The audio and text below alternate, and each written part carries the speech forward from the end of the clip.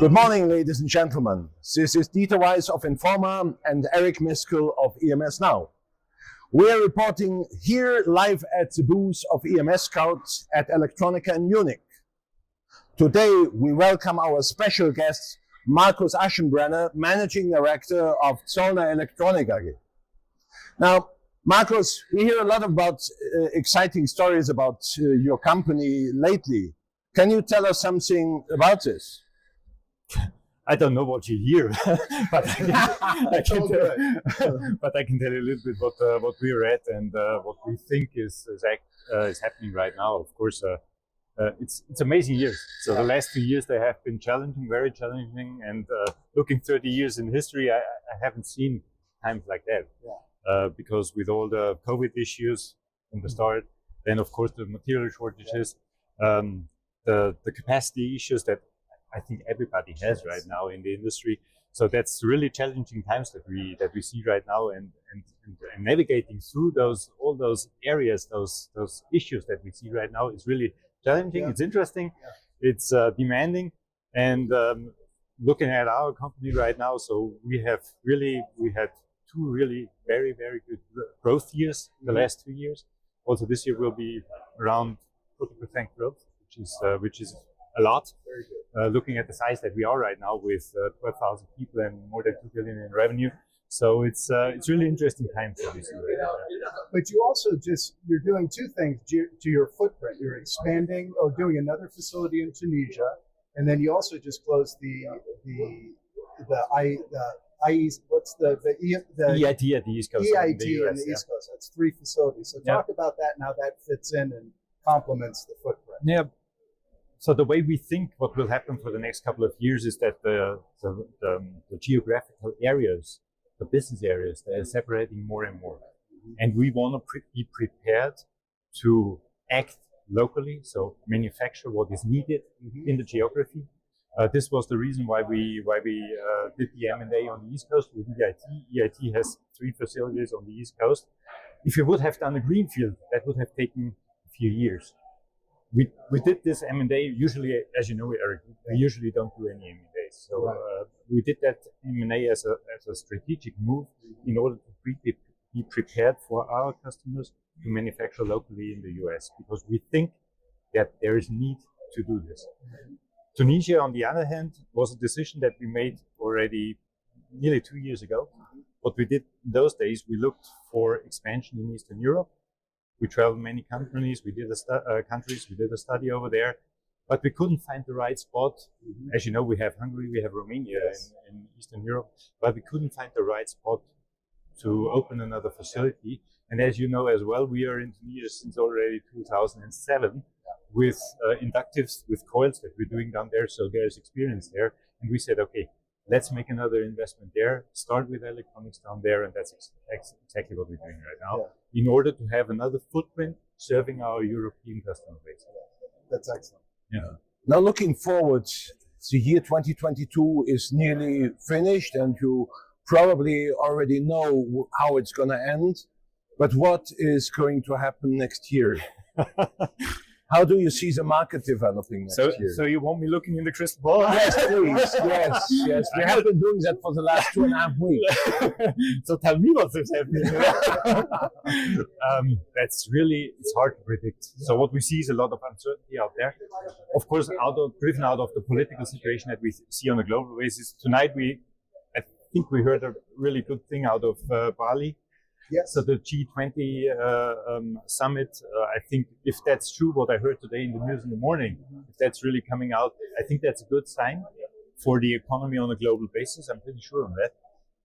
But nevertheless, what I think we see in the electronics industry overall is that we have a demand signal in the supply chain right now, which is not real.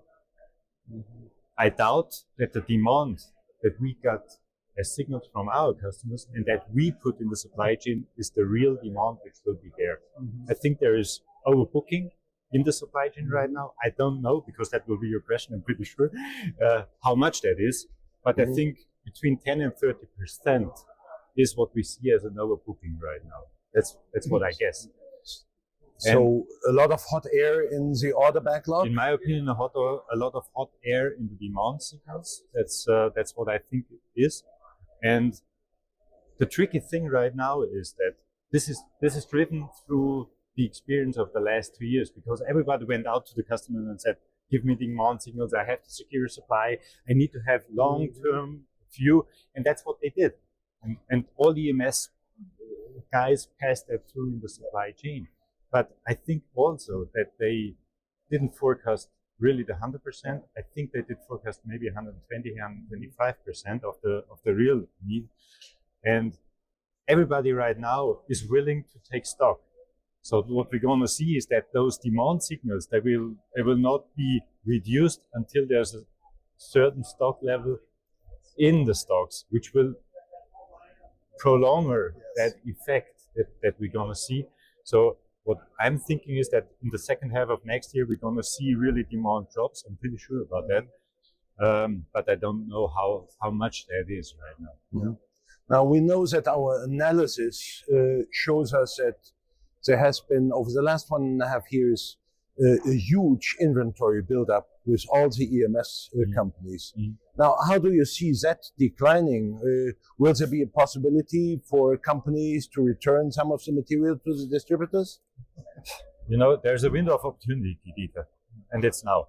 Now you can sell not all of the components, because there's also already overcapacity in the memory market, for example. But there's a certain window of opportunity that's now, where you can sell some components. I'm pretty sure that we will actually see this, because if you look at the inventory levels that you see in the industry, distribution, also in the EMS, or also in the manufacturers, you know, I think that there's already some rises that we're going to see of inventories.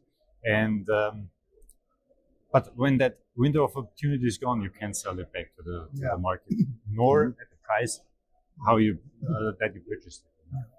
Now, we spoke a little before the interview about the staffing challenges, people. And that was, as Dieter and I traveled around, every company we met with was talking about the challenges. What's your view of that? I already said this, I think, last year at electronica, because, you know, the last 2 years, they have been overwhelmed with security of supply, with chip shortage and all that kind of stuff. But the underlying real challenge that we see is talents. So the fight for talents, to get enough capacity, to have enough talents available, I think that's the fight that we see in the industry. And not just here in Europe, that's a global issue. It's in the US right now, it's here in Europe, it's also in some areas of Asia already. So I think this will be the limiting factor of growth over the next couple of years. I think there's a lot of growth in electronics, no doubt about that. There is demand, there is new gadgets coming on, there's new things happening, which is the interesting thing. But the limiting factor will be really the human capital. I'm pretty sure about that. So every company now is driving automation, digitalization as one result. Is it fast enough? I doubt it. I doubt it. Because if you go into low volume hand mix area, into complete assembly area, you're limited in automation. So this will be really the challenge. And what we're doing in Zollner is we strengthen our own forces in terms of educating people, training people, apprentices, all that efforts that you can do yourself to get really enough talent and staff available. So that's our thing. And the move into Tunisia was also a move for talents, because there's a high unemployment rate of really well-educated people down there, and that was one of the reasons why we're moving down there. Very good. Well, Markus, I think you gave us a lot of items to think about, in specific as well for the audience. We thank you very much for your update. We wish you a successful exhibition over here in Munich, and for our audience, stay tuned. Thanks for having me.